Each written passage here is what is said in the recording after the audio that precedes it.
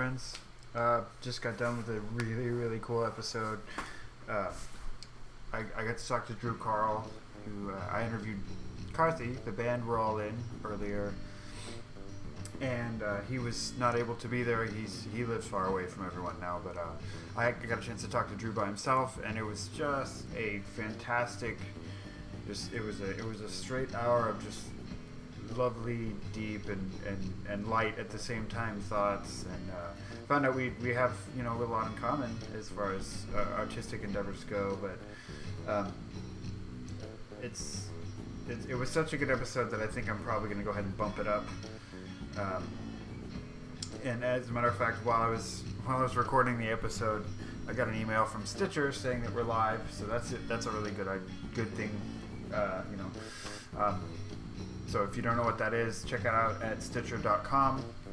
There's going to be blog posts and links all over the place where you can link yourself to the episode and sort of subscribe that way and have it there. I also got an email from iTunes saying that we're almost ready to go live on iTunes, the iTunes store.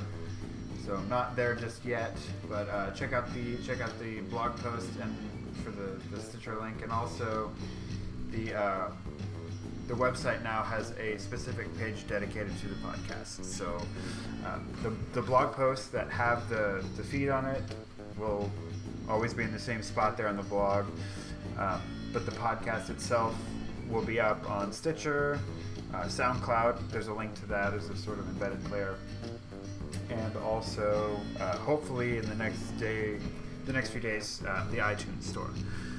So great. Thank you guys for listening, and like I said, I was so excited about this episode, and getting the word from Stitcher that I think I'm going to go ahead and move up Drew's interview, and it was so great. So thank you guys, and enjoy. Yay! So I'm super excited, and so I usually just go ahead and get right into it. Okay. Are we just having a conversation, or am I supposed to keep like a context or an audience in mind, or? No, just it's as organic as we are, sitting down and, making fun of Seth at the end of rehearsal. Just come. Poor Seth. He's not even here, and he still comes up. Well, no. So, I would love to get to that dynamic. No, so I know it sounds funny, but sometimes it's kind of like radio. And so, for example, I would say, like, all right, so we're sitting here with Karl from the band Carthy. What's up, guys? It is cool. I actually had a chance to talk with all of the other guys. I don't know, they may not have told you, but... yeah, no. Episode 2 actually coming out in about 10 or so days will be Carthy, but I wanted to make sure that I got to talk to you as well, because thanks. Hopefully I'll be as interesting. Did you do it as a group or kind of like individually, kind of like this? It was a group. We were at Ben's place, and I just so happened to bring my stuff with me, and they're like, "Hey, do you want to yell at a microphone for several hours?" I'm like, "Yeah, okay, that works." Nice.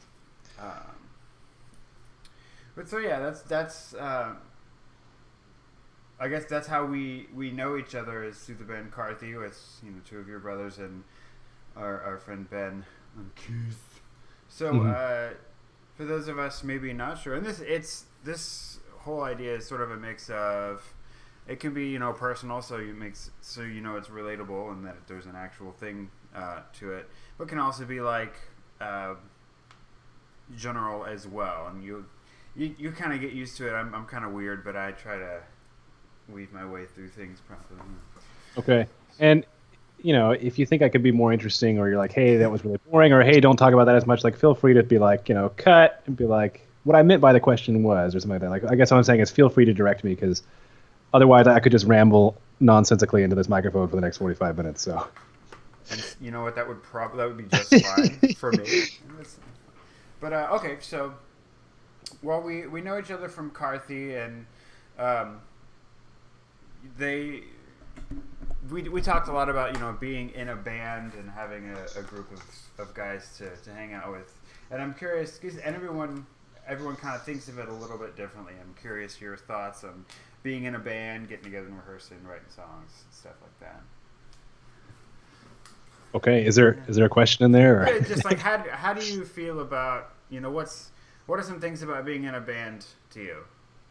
Some things about being in a band. Okay, well, I think I don't know. When I first joined this band, it was high school. Okay, so it was like 6, 7 years ago, Yeah. and we're still doing this thing. And obviously, things are very different now than they were when, we were just writing songs, in Chase's bedroom before, going to work at. I was working retail, DSW at the time.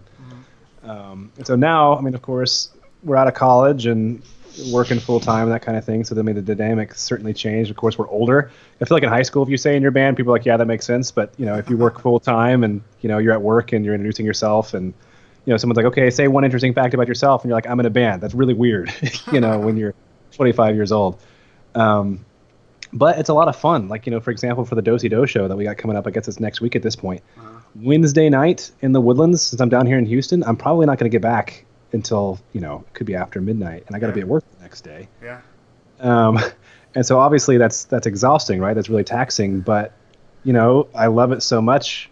I feel like I'd be a poor man for not doing it, Like, yeah, I'd rather lose sleep and be filled than, become a corporate drone and just surrender.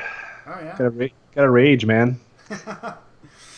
No, that's accurate, and it's the labor of love. Exactly. I know. I mean, I've driven a lot farther for a lot less money. For a lot, so. Yeah, I don't need to tell you. But that's great. And one of the things that's so I have a kind of a running list of notes, like what are we going to talk about so I don't forget. And Karthi and is one of them. But one of the things I think is really cool is to talk to people that make money playing music maybe, but aren't necessarily like a music professional. So like, or maybe perhaps have another profession in place of that. And so I definitely want to get to that. The sales thing and the retail and how that. That saved my life and my career. Yeah. I'm being very sarcastic. I can actually feel it. Okay, but I want to start with Karthi and so what would you say is your role in Karthi? Yeah, well, I mean, again, since we've been doing it for 6, 7 years at this point, I feel like my role's kind of changed. In a lot of ways it stayed the same, but in a lot of ways it takes on different things. Like for example, when we first started, what I really invested my time in was lyrics, and so because Chase. If Chase has been on your podcast, the listeners have met Chase. Mm-hmm. He's incredibly talented. It's not fair. He can play anything he wants on guitar. I think he took maybe like a week or two of piano, and now he's even better at piano than he was guitar. First, I didn't pick up guitar until like sophomore year of high school, so I was really late coming to the game, and even still, like I haven't really taken any guitar lessons. Everything I know, Chase has taught me, really, really basic. And so I realized really early on that I'm not going to be able to contribute to the songwriting like Chase does, just because of the way that he understands music. But I've always really been interested in lyrics and poetry, and so I thought I'd take a crack at it. And that's kind of where I kind of found my niche, is trying to bring lyrics to the table that's the same quality as the music that Chase is bringing to the table. And it's proved to be a pretty really good mix, I think, just because we've got a number of songs that I'm really proud of, and that's something that kind of stayed the same, right? I still kind of see myself as the band lyricist that they call on when they're stuck on something. Sure. I'm happy to take a swing at it, and my stuff too, like the stuff that I write, like lyrics is what I care most about because that's what I feel like I can contribute most to, right? Because I don't understand music theory like Chase does, I can't solo like he does, and so I have to focus on the lyrics, play to my strengths there. But some of the things that's kind of changed is now that we're older, we are making money, and so with that comes some more administrative tasks. Like for example, one of the gigs we've got to send invoices to because it's regular. It's for a commercial property management company, and so we have to send them invoices. They give us checks, that comes with a band account and taxes, and just the stuff that kind of comes with that. I've kind of assumed the more, I guess, logistical, legal role, like copywriting music and stuff like that. Yeah. Stuff that I'm doing as well. So a lot of stuff stayed the same. A lot of stuff has changed, and a lot of stuff too that we're trying to figure out together. Like I don't know the first thing about copyright law, but I'm taking that role, and we're going to do the best we can. Yeah. Well, it's cool, and I think one of the things that's cool about the, I'm gonna keep saying cool because it's really really cool. I think that's advantageous about the way that this setup has sort of happened. Is you guys, I mean, obviously you're brothers, you know each other well, you live together, but now that you're adults, you're able to still function as like adults together in the same project. If I may speak from experience, that is not the rule. That is definitely the exception. No, I mean there has certainly been strains at times because I mean the person I was in high school is not the person I am now, and the same is true for Chase and Seth. And so, especially too, like when I went to college, like we didn't band, I think for maybe a year and a half to 2 years. Actually, we had originally planned on ending it when I went to college. Like that was the end. I was in College Station. They were still in the Woodlands. We weren't going to do it anymore. But I guess the point I'm trying to make is, going through college, obviously, when I came back, when we picked it up 2 years later, we were all very different people. Right. So having to figure out how to make that work. And then especially now, I'm married now. I wasn't obviously married in high school. That's an added dynamic. I'm working full time. Of course, that's not something that I was doing. I've got student loans, which is, an added stress. It's not like we're just high schoolers who, can kind of willy-nilly just be in a minute for the music, man, Yeah. We have other responsibilities that we have to juggle now, and other interests even that we didn't have back then. And so there definitely has been strenuous times in the history of the band. But I think because we're brothers, that's actually what's kind of enables us to get through it. Is because we could do a cage match, right, where we lock the door, the gloves come off, and we work things out. So I mean, yeah, and I imagine too, there's going to be times in the future where we got to do that as well. But I think because we're brothers, because we live with each other, we're kind of used to fighting, if that makes sense. Like we're comfortable fighting, we're comfortable arguing, and because of that, we've been able to, I think, get through some pretty challenging times. Yeah, I mean, from everything I've seen, just from the moment I met, I met Chase first, teaching at Bach Rock, and then when I met you guys, I walked in and I was like, whoa, like this is together. Like, and obviously, like nothing's no ensemble is going to be perfect, no anything really. But I was like, whoa, you guys saying we're not perfect? This is news to me, John. Why are you breaking this to be on our podcast? Well, I figured a public place was the best idea to tell everyone. Nice. But sorry, continue. Through the band. Well, it's I've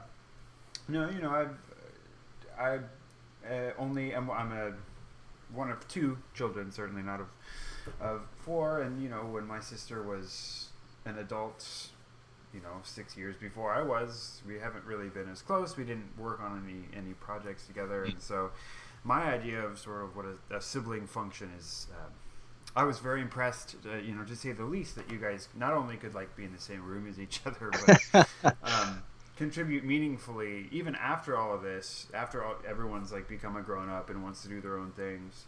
I think that's really really awesome. Yeah, no, I do too, and I mean that just I think kind of speaks to the testament of how great people Chase and Seth are, because Lord knows that I'm not perfect either, right? And so I think I feel very fortunate to be in a group with such gracious and respectful people. Generally speaking, we'll say. We'll put all that in air quotes. Well, I was taking stock of my life the other day, and like what.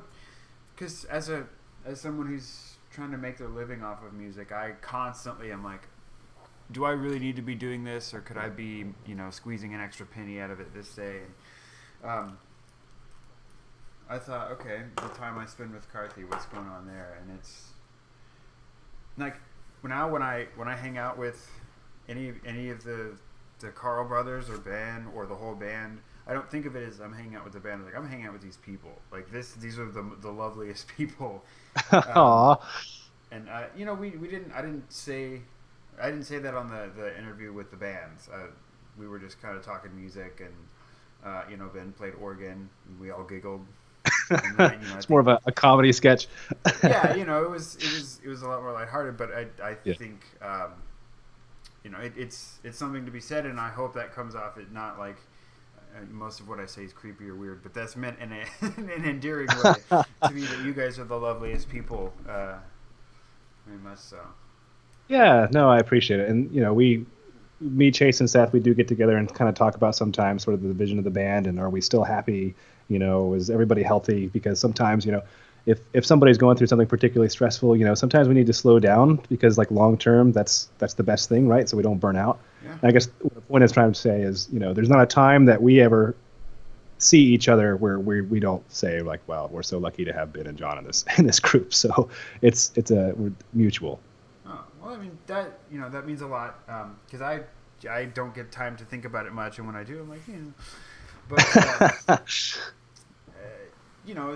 aside from that cool, I gotta stop saying cool. I'm gonna think of another word. I'm gonna write down some synonyms over here. Just start saying lit, man. Lit? It's just lit. So if I will say that, and then I will immediately shut off the camera and jump on the ledge. No, it's I appreciate being in the band a lot, but I do want to talk. If up to you, and it's one of the things that I think can make the things we talk about in music more relevant, more relatable to people. Just about some things, and again, it doesn't have to be personal or intense or heavy, but just like growing up with the guys and sister, and what was it like? What role did music play even before the band? That kind of like, what was it like to grow up? You guys from where so and Chase has explained to me you guys moved around a little bit during the times. You lived in Pennsylvania at a point. Yeah, Pennsylvania. So first 7 years of my life were spent in North Carolina. 7 to 8 years after that was Pennsylvania, and then I've been down here for 9-10 years. So that's kind of the story. When I don't really remember North Carolina, Pennsylvania was kind of the most formative years. Pennsylvania and Texas, I'd say. Yeah, but I guess as far as growing up with these guys, man, we could have a whole podcast series. So we were all homeschooled as well. So pretty close proximity. We shared a room, all three of us, me, Chase, and Seth, and Kendall, being the only sister, of course, got her own room. She's always privileged in that regard. Of course. But yeah, so I mean, there was just, I don't know, growing up, and we've always been kind of a tight knit family, and then being homeschooled on top of that, spending a lot of time with each other and that kind of thing. I think we've always kind of had that sort of brotherly / sisterly dynamic going on. But Chase got into music really young. He got into music. How old was he? Maybe 10 or 11. And he started taking guitar lessons. He eventually started to do something called Friday Night Jam, which was pretty awesome. It was actually something through the homeschool group. There was one of the dads in the group was an excellent keyboardist. And so he hosted Friday Night Jam. I think it was once a month. And so different kids in the homeschool group who played different instruments would come and they'd just jam. And they were really good. Like, it was insane. And so that's where Chase really started to, because there were other guitarists there who were much older, more experienced and better than he was, that he could kind of learn from. And that's where he really kind of started to hone his talent, I would say. And I would tag along as well. Sometimes, I was obviously younger than Chase was. And so, I mean, and also I didn't play an instrument, but, they had bongos there. I'd bang on the bongos, or I'd play harmonica for like their bluesier ones. I had a really good time blowing on the harmonica at Friday Night Jam. That was great. And actually, come to think of it, that might have been the first time I ever performed, was with Friday Night Jam, because every now and then they would do something for the homeschool group or something like that, and I'd bring my harmonica for the blues song or something, and I would have a solo. And I think that actually might have been the first time I ever performed. But aside from that, like, I didn't do anything with music. And I think it might have been around, let's see, so it was Pennsylvania. So do you remember LimeWire? Oh, yeah. You remember LimeWire? Yeah, I discovered LimeWire. And that opened, like, before that, I didn't listen to music. But then, we got LimeWire, and I was listening to everything from ragtime, disco, like arena 80s rock, to, like, remember Reliant K? I don't know if you were into those guys. Yeah. Reliant K, just everything, because it was all right there. And that's actually around the time I discovered John Denver as well. And I was obsessed with John Denver. I think I've actually told you this. Like I listened exclusively to John Denver for like 24 months. Like that was it. Steady diet, John Denver. Yeah, and I listened to every album, every song, and I had everything he ever wrote like memorized. Um, and forgive me if I'm rambling. Like I said, we could make this a multi-series I like it. podcast episode. I Okay, like it a cool. lot, yeah. Um, yeah, and I had it memorized, and it kind of led to a pretty formative time for me, like from a worldview perspective, because John Denver's music meant something to me because I put my own meaning on it. Right. Like I would listen to it, I'm like, this is exactly what he's singing about, and I know that because I've experienced this, and this is emotionally significant to me. Well, one time, I think it was like for a birthday or something, my mom found a book that was compiled of, I think it was like John Denver interviews or something like that, where he basically, through the course of the book, goes through and explains the meaning behind his most famous songs. Yeah, cool. And they were absolutely nothing I thought that they meant. Oh. Yeah, and that kind of blew my mind because here I was thinking that me and John Denver have this spiritual connection because he knows me, right? I listen to this stuff; it's my life. And then when I find out that he doesn't have a clue who the heck I am, and he wrote something from a very different perspective, Right. that kind of opened my mind to kind of the subjectivity, I guess, of I mean, if we're going to be existential here, I guess art in general, but specifically with lyrics. And when I first started writing lyrics around the time. So Chase was in and out of a couple of different bands. This is by the time we got to high school. We were down here in Texas.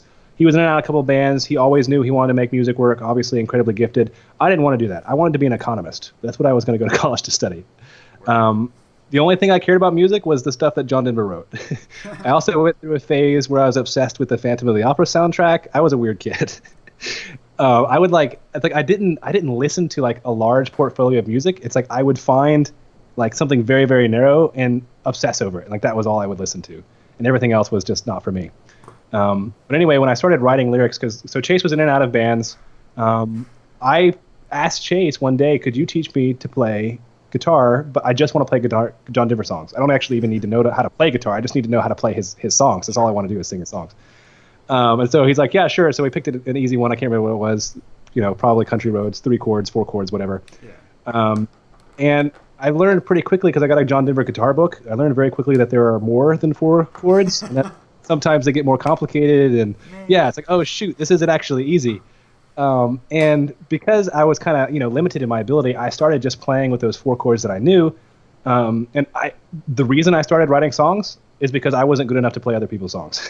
That's why I started writing songs. And so I started playing around with lyrics and sort of just keeping that in mind, that understanding that lyrics are subjective and, they can mean a lot of different things to a lot of different people. When I first started writing, I kind of had that in perspective as kind of wanting to be, you want to be intentionally vague, if that makes sense. And so, have the intentionality there because you are trying to communicate something, right? But you want to have that vagueness there as well so that people can look at that.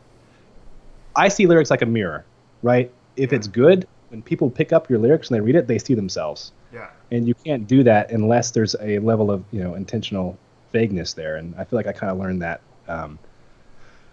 from John Denver. And of course, I'll never be as good as he is. And all I do is, filthy rags at the feet of the master. But No way, man. I think a lot, and this could be, this may sound like a stroke of my own ego, given what you just said, because I agree with you. I totally agree with you on that.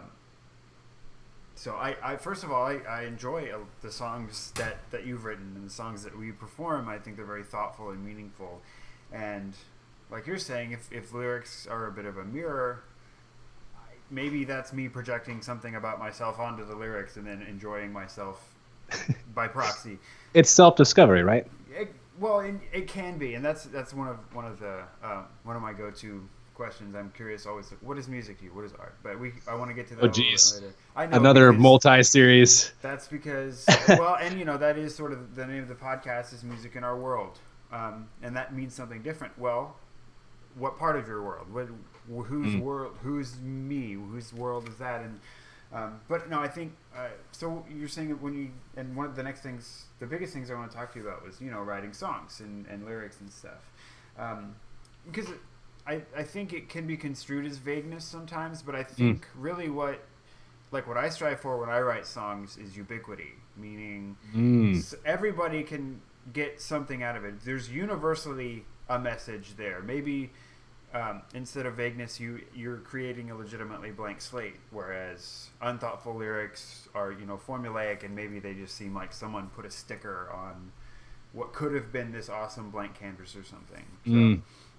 So I think ubiquity and relativity are important, and that's one of the reasons why I think I enjoyed the music that you guys have written.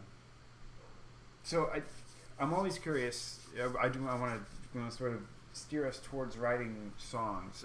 What's like your process for writing songs? That's a good question. Still trying to figure that out. I feel like if I could figure that out, I would be more prolific. I feel like my process has kind of changed. So obviously, when I first started writing songs, it was just on my bed in my parents' house, you know, with my 4 chords. And what I would do is I would find a chord progression that I thought was cool, or sometimes I'd try to be a little bit unique. And so, like, what I would do is I'd come up with a chord progression, and I would run into Chase's room and say, "Hey, is this cliche? Does everybody do this?" And he'd say, "Yes, absolutely." And then I'd run back and try to rearrange them in a different way.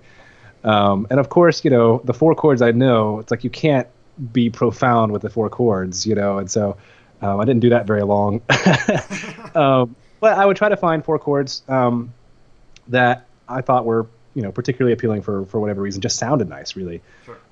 And then I would try to find, you know, when I'm playing guitar, just kind of hum a melody with it. Yeah. And so when it comes to melodies, I'm a huge fan of Elton John.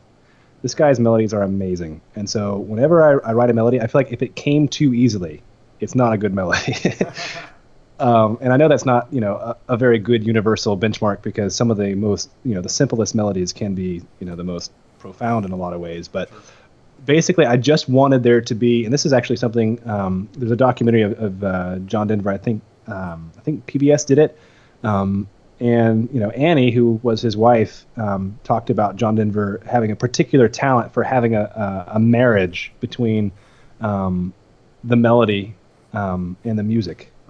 Yeah. And so when I'm trying to come up with a melody, I have that sort of the marriage kind of thing in mind. Is this melody built for this song, or could you put this melody on anything? And so that's kind of the exclusivity is kind of what I look for with a melody and the chords. And I know it's so vague, right? Somebody listening to this is going to be like, oh, well, thanks a lot, Drew. That, you know, I'm now going to go write a song. It's like, that's completely worthless. But that's the mindset that I have. I know there's nothing that tangible there, but it kind of helps me to think about it that way. And then lyrics, like, you can't, I don't know if there's a process for writing lyrics. I mean, there's stuff that you do. For example, I knew a guy in high school who carried around a notebook and a pen everywhere he went. And whenever he heard a word he thought was interesting, or even a phrase, yeah. For those listening, John just held up a notebook. And he would just jot thoughts down that he would then later try to, you know, he'd look through his notes for inspiration. If he found something, he'd try to build something out of it. I did that, certainly in college, on the bus. You know, I'd just be driving or riding in the bus on my way to class, and I'd have my notebook out, and I'd just, you know, sort of the free flow writing, right? You just kind of try to put something on page. I think reading is extremely important when it comes to writing lyrics. And this kind of ties in with the vagueness, because I feel like a lot of artists kind of put themselves in a box when they limit themselves to only writing about their experiences. Right. You run out of that quickly. Even if you've had amazing experiences, you know, you've only been around for 20 some odd years. You know what I mean? Like, you're limited in that regard. I mean, that's like maybe one album if you've had a particularly interesting life. Yeah. But if you read, it really allows you to put yourself in somebody else's shoes and write music from a more empathetic perspective. Or especially if you're writing poetry and you try to understand sort of the perspective of what the poet's trying to communicate, you know, you learn so much about turn of phrase, you know, or about, you know, how much something so small can mean, right? And so many different angles, and you start to kind of think that way. And so when you know, if you, it's kind of like, let's see, I feel like writing, I might use the word lyrics and poetry interchangeably, because there's a lot of overlap. But like, would you trust a musician who came to you and says, yeah, I don't like listening to music? That's kind of how I feel about people who consider themselves a lyricist or a poet, and they don't necessarily read that often. Yeah. It's kind of the same thing. It's like, okay, yeah, all right. You know, you like to diary, you know, journal entries. There's totally different. Of course, there's a place for that. I'm just saying that sort of if you want to, I guess, take pride in your craft, it's best if you read, because that'll, help you be mastering it. But Sure. I guess too, like, this isn't very helpful because I know the question was, what's my songwriting process? And really all I'm doing is just throwing darts at a wall and saying, you tell me. But That's what it is. Yeah, yeah, you're good. yeah, okay. So I mean, I have basic mindsets and basic things that, I try to collect along the way. And sometimes too, like, I can't tell you how many times, like, I'm driving home from rehearsal and I'll just start humming to myself or something. I'm like, that's pretty cool. Or there's a song we've got, I don't think it hasn't been recorded yet. It's Four Leaf Clover. It's actually my wife's favorite song. It's a great song. One of the lines I pulled it directly out of a book, and it was a stupid book I didn't even finish reading. But the line was really cool. And so I'm just like, that's awesome. And I put it in a song and totally changed the meaning for it to fit my purposes. And now it's a beautiful line and what I think to be a beautiful song. So it's just important to read. Anyway, I'm rambling. If you find anything in there that's worth going deeper on, I guess I could try. Yeah, I like this. And well, so here's the thing. Here's one of the big reasons I'm interested in as a songwriter. So I will say that I've dabbled in writing songs. I have a few songs that I've kicked around, none that even readily come to mind. But you may be aware that, like, I have a degree in music composition. Like, I am a writer and creative person. But so, for example, like right now, I'm working on a piece for harp and two percussionists. Well, I'm thinking of ways certainly to express myself, but they're very different from, okay, I'm going to get a nice chord progression down, then I'm going to have right, melody, and then I'm going to have some meaningful. It's a whole level beyond what I could comprehend, I'm sure. Well, see, here's the thing, and that's one of the reasons why I like getting to know people's process. I don't think it's beyond. I think it's parallel, but the same thing, because for like, to a lot of times, and sometimes I will be responsible for writing words. I write for guitar and voice, or I write for piano and voice, like what they call art songs.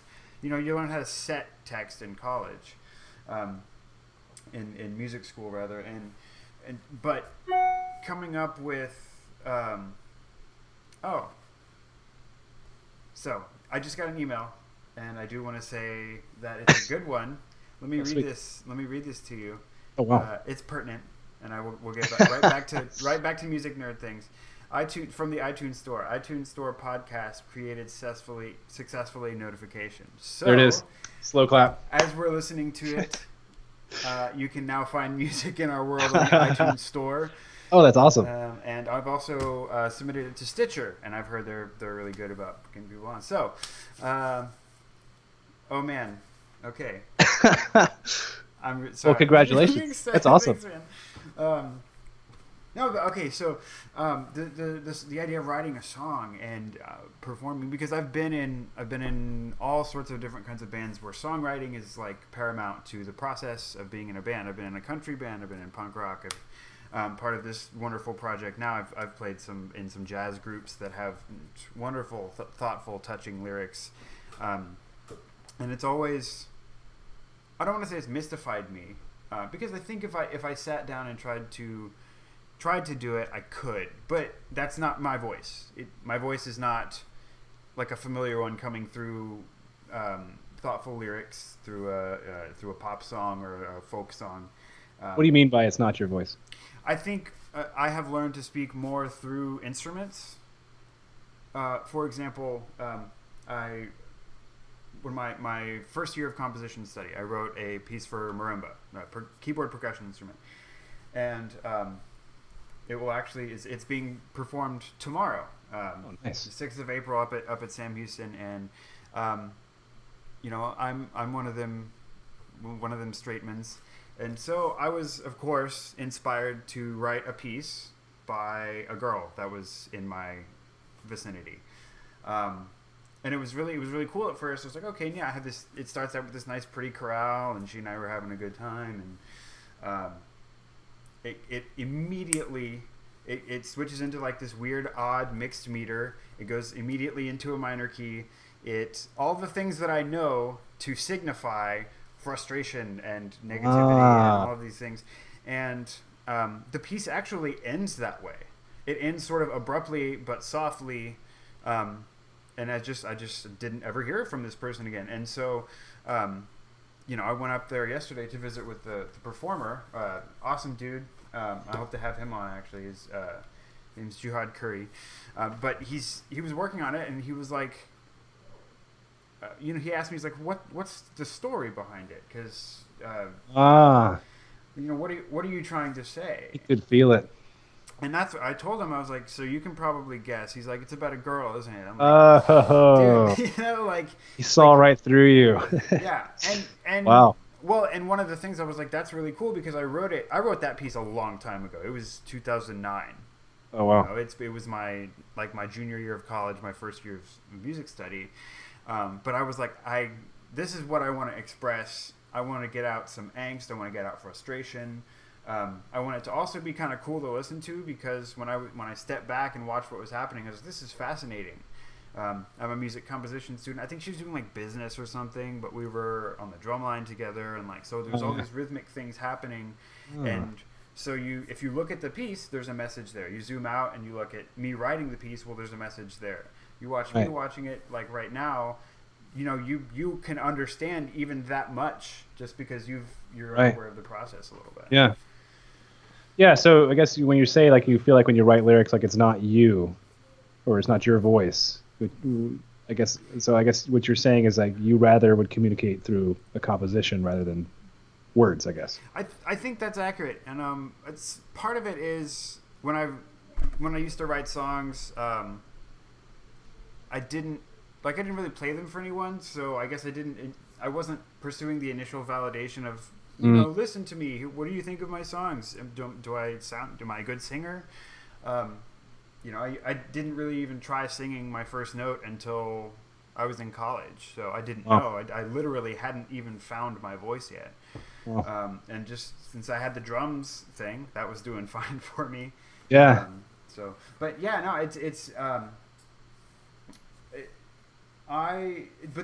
What's cool now is as a composer, I can relate to some of those things about the songwriting process. Yeah. No, that's really interesting. I think too, because like I don't know, like people will listen to Marie, which obviously and they're like, "Wow, Andrew's a poet. He must be naturally gifted." Marie was like maybe the 280th song I ever tried to put together, and there are countless numbers of songs that were just utter crap that ended up in a trash can somewhere. Sure. I guess. Of course, you're familiar with the concept of the muse. I imagine most of the listening audience is also familiar with the concept of the muse. Yeah. I felt like the muse came through me to write that song. I look at that song, I'm like, wow, that's a good song. The guy who wrote this must be pretty insightful. Because I mean that wasn't me, but I guess the point I'm trying to say is, are you any good at basketball? Do you play basketball? I fell over playing basketball once. Does that count? Yes. So if you had a basketball hoop in your driveway and you had a basketball in your hands, do you think you could make it on your first try? 50-50. 50-50. What about the second try? If you had 10 tries, do you think you'd make one of those? Probably one of them, yeah. Exactly, yeah. And if you had 20 tries, 30 tries, 40 tries, the statistical likelihood that you will get one of those baskets goes up. Yeah. That's how I kind of look at songwriting, is kind of a numbers game to some extent. Obviously, you always be sharpening yourself and getting better so that, when you are inspired, you're talented enough to channel that inspiration into something productive, because that's something that's frustrating when you feel inspired, but then you sit down and you're just overcome by the tyranny of the blank page, and you don't know how to convert that inspiration into something productive. But I guess the point I'm trying to say is, obviously, the vast majority of stuff you write is going to be terrible. Yeah. It's going to be bad, but it's increasing the likelihood that you are going to actually make a basket. Yeah. And I think especially so, and what's different too, what makes this all different is if you're in a position, say for example, you're writing songs for a band that you're in, you actually get to perform your music. I think that even raises the likelihood a little bit more. You're more emotionally connected. Right. Yeah, no, that's a good point. Yeah, the context. And the honing process can take place on stage during a performance. And so, for example, let's say next week you sit down to write a song after the Do-Si-Do show. Anybody listening, you can get tickets. Crythemusic.com. Actually, you know what? And I'm thinking about this. I might bump this up because I don't know. I don't want to jinx it, but I'm just having so much fun. Anyway. Yeah, this is good. Since I got the email about the iTunes thing, I'm gonna bump this up. We're gonna go live this Saturday. Oh, sweet. Yeah. So, for example, say you leave. You could take something. Say we play Marie on stage at Dusty Doe. You're like, this certain thing felt a certain way. Maybe it doesn't mean anything to you then. You go home and you're playing on a guitar. It's like, that thing I didn't really care for in Marie.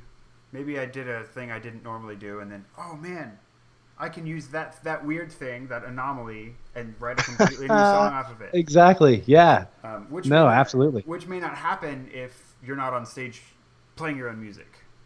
Yeah, that's a good point. No, I mean, I do that with all types of projects. Like, sometimes I'll have like 5 songs and I'll be like, these all kind of suck, but this verse is kind of cool and that ending's kind of cool, and you can kind of cut and paste in there and actually make something pretty cool as well. I mean, so yeah, I think you can kind of look at that in any kind of way. But while you're saying that, I had the thought too, kind of in line with the John Denver thing. Oh geez, it again. I hate that. I wanted to say it just before it left me because I left me to say it earlier, and so I'm like, I'm gonna get this out now, and now it's gone again. I remember. So when I looked at that John Denver that explained to me all the meaning of John Denver songs, it kind of devastated me for a bit because I'm like now his music doesn't mean anything to me anymore because it's not what I thought it meant, and so that kind of crushed me. And so I kind of had to do some self-discovery to be like, okay, just because he had a different opinion doesn't mean that I can't take my opinion. And that was sort of the point, right? Right. So to this day, I won't tell people what my songs are about. Because you don't want to ruin the magic. Absolutely. Someone says, "Hey, is this song about this?" I'm like, "Well, what do you think?" Because whatever you think, that's what's most important to me is how you view it. Right. Yeah. I don't tell anybody who Marie is. I can't tell you how many people have asked me, "Who's Marie? Who do you think Marie is?" And I've gotten actually some pretty interesting interpretations. Of course, there's always the common interpretation, which may or may not be true. Marie's a girl I used to know. There are some people who think that Caitlin, my wife, is Marie. Mm-hmm. The most interesting perspective I got is someone thought Marie was Mary, and that I was singing from a Catholic perspective. Sure. And to him, that was impactful.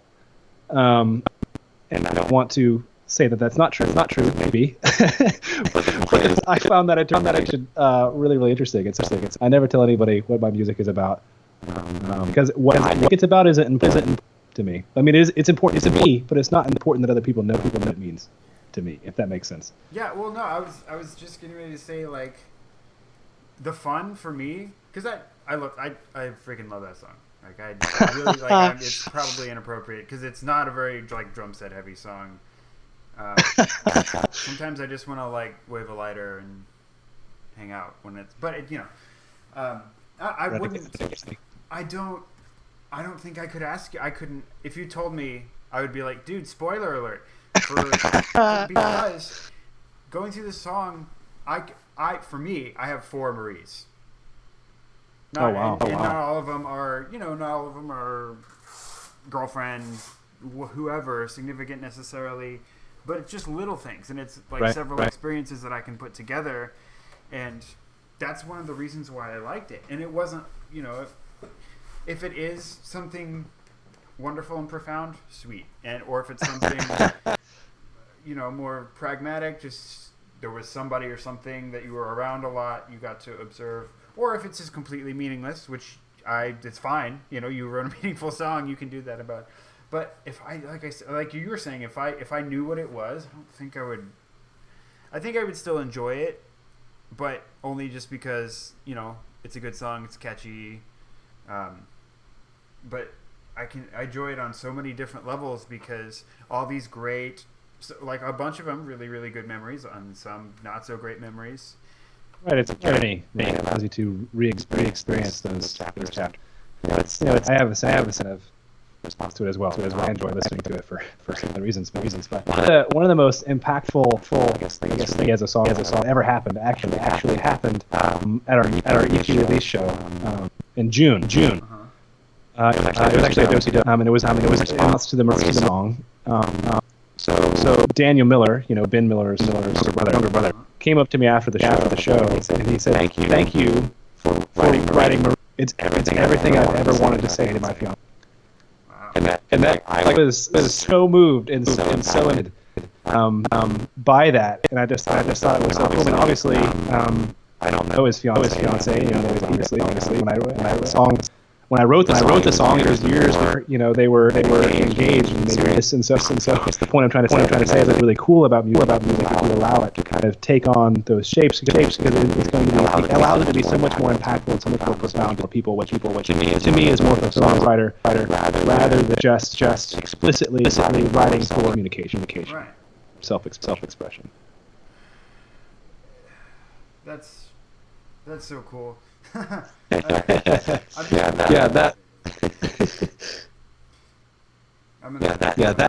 moment made it. That moment kind of makes it all worth it. Because I feel like as a songwriter, you live moments like that, anyway.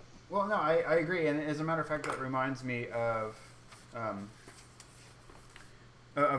time in college where I had what I feel like is kind of a similar experience.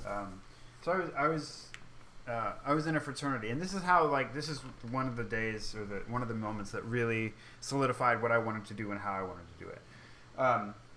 I was in a musicians fraternity up at Sam Houston, and one of our activities we would have a meeting every week, and we would get together and sing. Like, that was part of our meeting agenda, and then part of the national fraternity said we had to sing this much in public and put on this many recitals. So it was a thing we did.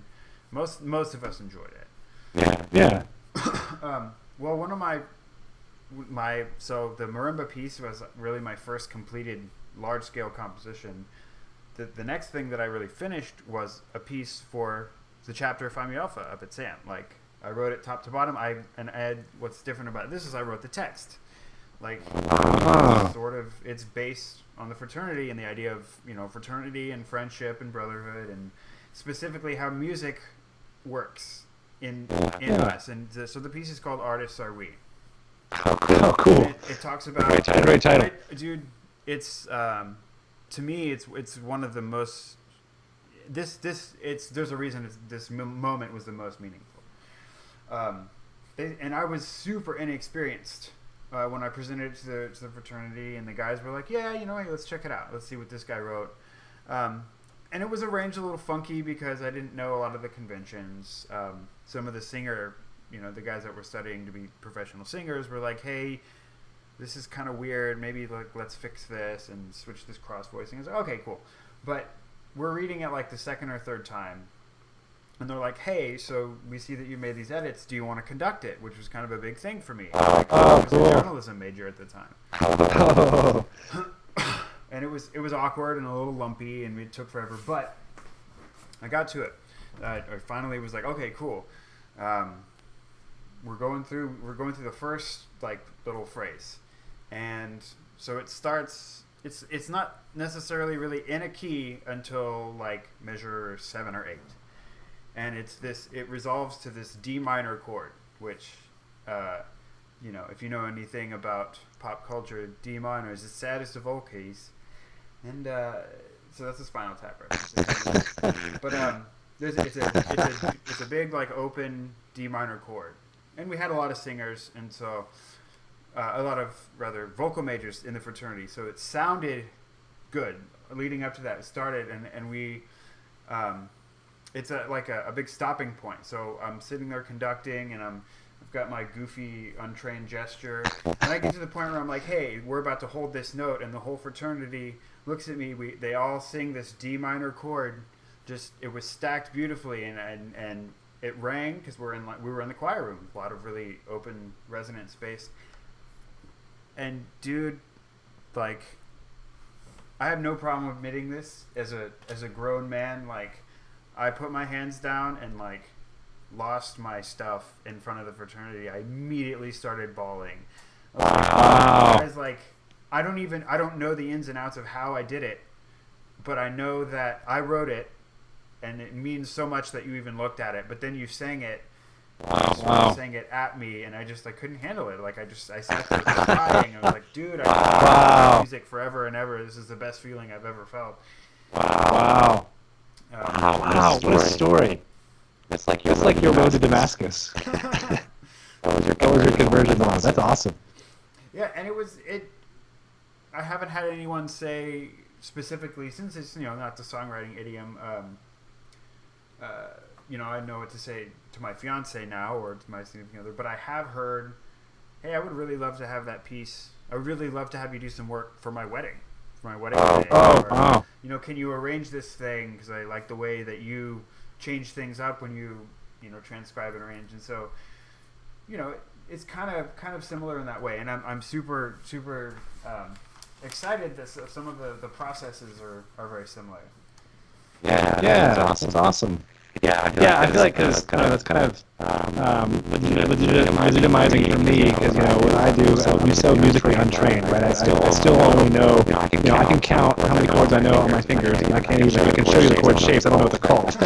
So a lot of what I do is very much from the hip, and it's very much it's very lyrical, it's very analytical, and so it's pretty cool. Obviously I know you, somebody who composes music, somebody who actually understands music, and that's very legitimizing for me. So that's really cool. I appreciate you sharing that, and what a story. That's an awesome story. I like to think so.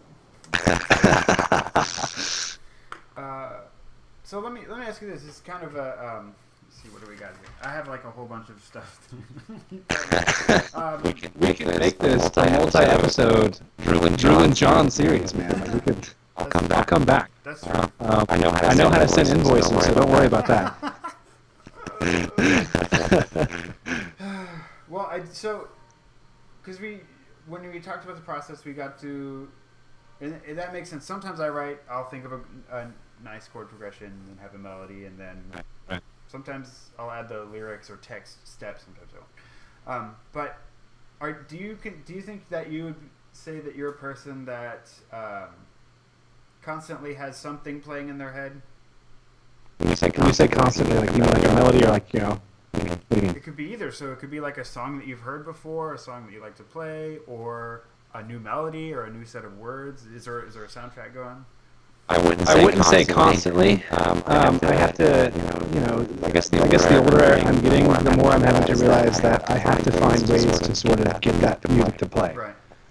So in college, I feel like I was most prolific in college. For a couple reasons. One of them being obviously I was procrastinating. I'd much rather play guitar than study for whatever else I had going on. The other thing too is you have time. Sometimes you've got time, obviously, between going to class and working and being with the organization. Sometimes I don't, but I had more time in college, obviously, than I do now, working full time. And some of the best songs I ever wrote was in that dingy apartment off of campus where I would just spend hours with my guitar staring at the cracks in the wall. And when you're in that environment and you're playing guitar, you start to hear it in your head, and you start to sort of chase that, and it takes you places. And before you know it, you're recording something, or you're working on the third or fourth draft of something, and it really starts to come together. But and sometimes too, like I mentioned, driving home from rehearsal. I'll be driving in the sound of a highway or something. We'll start to get something turning in my head, and on my iPhone, I'll pull up that little voice recorder app, and I'll hum the melody, or I'll speak a couple of lyrics or something that I want to work on later. But I'm somebody that really has to. I have to be still in order for that music to play, in order for me to kind of hear it, if you will. Sure. Otherwise, I feel like that might have been why it took me so long to discover that I consider myself a songwriter now. It took me so long to discover that myself, I think, because it's something where it's kind of dormant unless I stop and kind of attentive. My wife recently has started getting into yoga. And so I started to try to do with her like there's kind of like a nighttime routine to calm your body down or something in yoga. Obviously help you sleep and that kind of thing.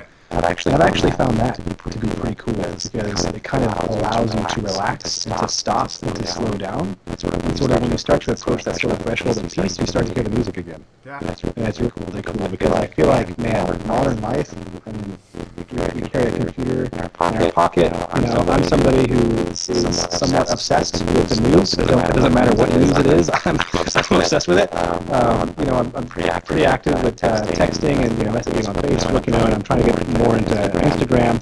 Still don't understand Snapchat, but the point I'm trying to communicate is. And that's just for pleasure, but then there's also for work, right? I've got a work email, I've got a work laptop. When I'm at work most of my life, I'm bombarded with these stresses of work, and a lot of times it's hard to leave that at the office, right? You come home and you carry that with you. You sit in the traffic, traffic is noisy. The point is, it's so, the bills to pay. It's so easy to get stuck in a cycle when your back's up against the wall and you're in survival mode. You don't hear the music anymore. You become a very sad person. And so having that intentionality of blocking stuff out and saying, I will be silent for the next hour. This is a recent development. Something that I'm starting to sort of experiment with in order to continue keep alive that sort of flame of creativity that I feel like the wave of the world is trying to wash out. One of my old coworkers at one of my previous companies, he also wrote a lot of stuff in college, and it was pretty sad because when I met him, he had been out of college 3 to 4 years, and he was like, man, I don't think I've written anything since I started working after college. Yeah. It just beat it out of him, and I think sales particularly, it's a tough world out there, and you don't have a lot to give at the end of the day after you've waited all the juice of your job, and so it can be tough, but I'm finding it's really helpful and beneficial to have the intentionality behind blocking, putting up walls and saying, this is my peacefulness. And I think that's why yoga is so cool. It's because it kind of allows you to be conscious of the place that you have in space, and kind of allows you to sort of into your minds and just kind of exist without those pressures and responsibilities. And I feel like when you can exist without pressures and responsibilities, you're a child again, right? It's unfettered creativity, unfettered joy. And I feel like that's what a lot of music is about, is just joy of experiencing your place in space. That makes sense. That's not existential, but this is something I'm currently working through, and this is only something I've started to think about in the past week or two. That's kind of where I'm at. And I was hoping, and I kind of figured there was something like that going on. That's, to me, that means let's say we get together later and you show me a song you're working on. It's the simplest thing ever. Now I know you may have written a simple song on purpose. It may have been like, this idea came to me and the simplest form is the best idea. It is an existential activity. It's not. It can be a casual hobby, but it can be as deep as your brain can comprehend. I think that's how deep music can go. Yeah. Absolutely. So, so it sounds like you've kind of got your priorities in a certain way, and I'm curious, and I think we may have talked a little bit about this before. If writing songs, singing songs, playing music, if that was an option, would give you full-time wages, benefits for your family. Is that something that you'd want to do, or do you want to sort of have it as a secondary? Absolutely, it's something I want to do. I mean, sometimes I get emotional just thinking about it, because I feel like, if I do have a purpose, I think like on this earth, I feel like that's one of them, or very possibly the one. Like, I feel, when we talk about sort of the existential aspect of it, there's a spirituality aspect of it to me. Yeah. I guess whatever your thoughts are, on God, obviously there's a lot of different religions out there and different people believe different things, but I will say that, I feel closest to God when I'm creating. Yeah. And that's just going to leave it there. that's I can say that. And so, I feel a lot of purpose. The thought of being able to do it full time causes me a lot of pain and anxiety, actually. And so, I feel like I'm about to get really hippie on you here. I feel like society is a cone-shaped funnel designed to lock you in. And that's where I find myself. I'm locked in. And I did what everybody told me to do. I got good grades in high school. I went to college. I studied hard. I got a good job out of college. But I have student loans. Yeah. I don't want to tell you how many hundreds of dollars I had to pay in student loans this month because I was between jobs recently, and so I'm kind of catching up on some of those payments. Right. And it gets to the point, and these payments too, they go up Right. every couple of years because they imagine that you're advancing in your career. I'm on a 25-year repayment plan. For the next 25 years, I could be living. It doesn't matter, as my income is going up because theoretically I'm getting more responsibility and I'm a more capable person in the corporate world or whatever. I'll still be living like I did when I first graduated college because of all the loans I have to pay back. Right. That's nothing to say, with the amount of taxes I pay, man. I get my pay stub and I'm just like, man, the rebellion starts now. And so I feel very locked in. I feel my hands are very tied. I'm not passionate, obviously, about what I do. And I feel like I'm forced to do what I do because of the decisions I made. I decided to go to college and get a good job because that's what I was told to do. And I feel like actually that is kind of, you can't make blanket statements, right? Because I met my wife in college. And so I would never say that, I would go back and not go to college because obviously that's a pretty profound thing for me. But at the same time, I feel like, that was really kind of the beginning of what kind of kept me from being able to do what I love and what I'm passionate about full time. And to be fair, at the time I went to college, I didn't know this about myself. Right. It's something I discovered during college and something that has become more solidified now that I'm outside of college. And so I don't know, man. I feel like society does the absolute best it can to keep you from what your purpose is or what your potential is. And that's why I started this conversation by saying, you got to rage, Yeah. you got to fight because, no one else is going to fight for your life. You got to. Yeah. And so that's kind of where I'm at. That's kind of why I'm still in the band, because I believe in it. I do think, I think we can be successful. I think, if you were to say, do you think you'll ever have a number one hit and you'll be on an international tour? I don't know. I think we can certainly sketch out or, get enough of a fan base to pay the bills and to support our lifestyle, which I just need enough to continue writing music. I don't need to be rich. Something else I've learned after college is money doesn't make me happy. Right. After a certain point, obviously you need money because you're not happy unless you've got breakfast, right? You gotta, you gotta have a car, but after a certain point, more money doesn't make me more happy. Right. And so I think that's kind of what's so frustrating is you look around and, it's just kind of like you just feel stuck. Like I feel like I'm wearing handcuffs. Yeah. But, I'm a fighter and it's a privilege to fight and you only have one life, and worst case scenario, I'll try getting out of this trap my whole life, but at least I died trying, right? Yeah. I would rather, I guess what I'm trying to say is I'd rather go through the pain of trying the system than surrender, because if I surrender, just kill me now. What's the point? Yeah. I'm right there with you, and I've sort of done a few things. Now, when because I taught in the public schools, and I was teaching music, but it's not that. It's not the catharsis. It's not the expression that an artist, I think, is really looking for. It's important, and yes, we need music teachers to make more capable musicians. But when I was teaching, I felt like, man, I'm being sort of stifled in a lot of different ways, and found out that wasn't for me. But there's some crackling. I don't know if that's going to show up in the recording or. It didn't happen on here, so hopefully. Okay. Hopefully we're good. Cool. Sorry, listeners. Continue, John. Yeah. But yeah, no, I'm right there, and even though I'm technically working in the music industry, like I've taught and do lessons and stuff, there's really nothing like you're saying, writing a song.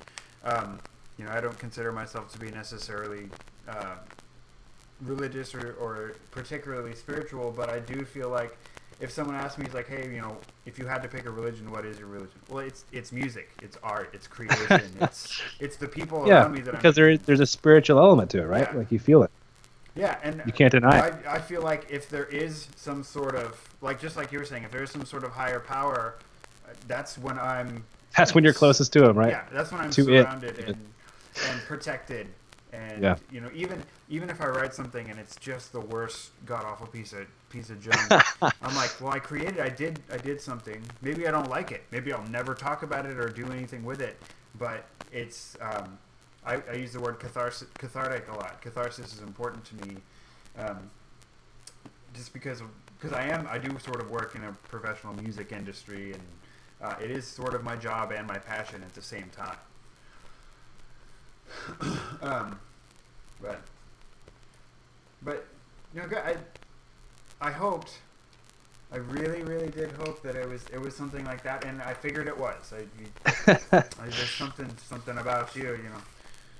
Yeah, no, kind of you to say. And I mean, I said it in my interview because for your listeners, as I mentioned earlier, you know, I started this job that I'm working now just in December, and so there was a couple of months in between that I was unemployed. And when I was interviewing, like no joke, like in my interview at the company I'm working now, they're like, so, you know, is this your passion? And I'm like, yeah, no, this is certainly my passion. I'm like, you know, unless my band gets a contract, and then, you know, I'm gone. Like, I actually said that, and everybody laughs and they think that's funny. Like, oh, what a charming guy. But I'm like, you know, I'll let you believe that's a joke. But you know, like, I'm out of here first chance I get. Yeah. I got my 1 week notice, and then you'll see me on TV. Yeah, exactly. I mean, I don't even know if it'd be 1 week. You know, if I've got a deal in hand. Yeah. Walk in, like, leave him a nice, like, Carthy T-shirt, and exactly. They'd be happy for me. They'd think it was awesome. So that's the good news. But well, that's cool. Yeah. So I don't know. You and I have talked briefly about, you know, sales and retail, and I did it for. You love sales, right? I think you were telling me that. That's actually something that, aside from music, you feel like you could really get passionate about. I heard you say that. Yeah, if my life's goal was to jump off a bridge every day, I worked in sales for 10 hours, and it was only that long because my air quotes team leader just like didn't answer his phone for a few hours, so I was waiting. It's like, dude, that sounded like a particularly crappy deal. That story. Yeah, and you know, I look back on it, like the thing I get is like, well, at least I'm not still doing it. I know, right? That's so funny, man. But no, I do. I think so. It's getting a little lady poo for me, but I wanted to sort of, and here's the thing. This last question could take like one of the things we could talk about for years. And so I'll just put it to you this way, and it can mean whatever you want it to mean. The idea this is the time for what is music to you? And there's infinity different ways to interpret that, like what constitutes music, or what role does music play in your life? Those are, you know, those could be. It's just just so overwhelmed by the gravity, you know, of the question. I feel like every time I open my life or my mouth, it's like, well, okay, well, you know, I can't write a book here, right? So last question. So, I think for me personally, I mean, obviously, you know, what music is a lot of different things to a lot of different people, and you can tell that just by, you know, the vast expanse of genres. You know, everything to sort of like experimental soundscapes, you know, all the way to, I don't know, Katy Perry or something like that. You know, there's like everything in between. And so obviously it means a lot of different things to a lot of different people. For me personally, the music I find most impactful, ready for this, great lyrics, shocker, right? Sure. Yeah. Nobody saw that coming. And I think the reason is, I mean, I studied communication in college. I was really, really interested in speeches in high school. Like, no joke, I would go on YouTube and I'd watch presidential speeches. Yeah, it was just something that I found really, really interesting was, you know, communication and different ways of communicating different things to different people to bring about different ends. And I think, you know, I see lyrics and kind of poetry as, in some ways, the supreme communicator, because, you know, we're talking about how it's vague, right? And, you know, it's a mirror, right? You make a mirror, and, you know, it's kind of like, geez, I don't even know where I'm going. I'm so overwhelmed with all the rabbit trails that this is opening. But I guess basically what I'm trying to say is I think that the reason that lyrics are important to me is because they communicate aspects of the human condition that allows us to be less lonely on this tiny ball in this vast universe. It allows us to experience that together. And I think that's cool. I mean, it can be anything from, you know, I want to rock and roll all night and party every day. We know that feeling, right? We've all been there. To, you know, kind of like we were talking about with our jobs. Like I relate very highly to Billy Joel's Piano Man, you know? And there's a sharing of the human condition there. And that's something kind of like I talked about earlier. There's all kinds of different music that I was kind of drawn to throughout my life. And I feel like a lot of the reason why is because they communicated a certain aspect of the human condition that I found particularly impactful.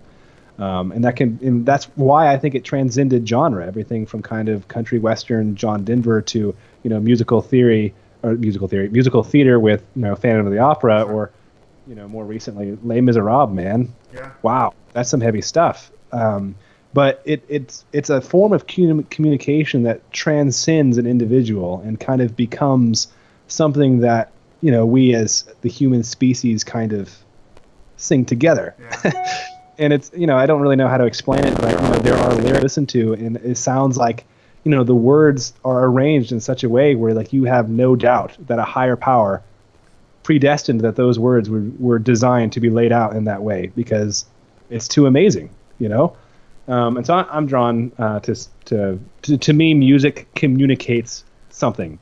It doesn't necessarily have to communicate. I mean, obviously, if it communicates something that I relate to, is something that I'll probably enjoy. But I think that if music communicates something, like you mentioned, the stuff that you compose, even if it doesn't have words, it communicates something. Yeah. Right? There's a movement there that stirs something within you, that communicates, and so that's kind of where I'm at. Music communicates something, and that'll be chapter 1. Well, no, that's perfect because I talk with people that write songs, that write choral works, that write orchestral works, that write electronic music with no words, just environment and feeling. And there's some people that write music or perform music, just soundscape. And just like you're saying, and I think it's an extremely accurate.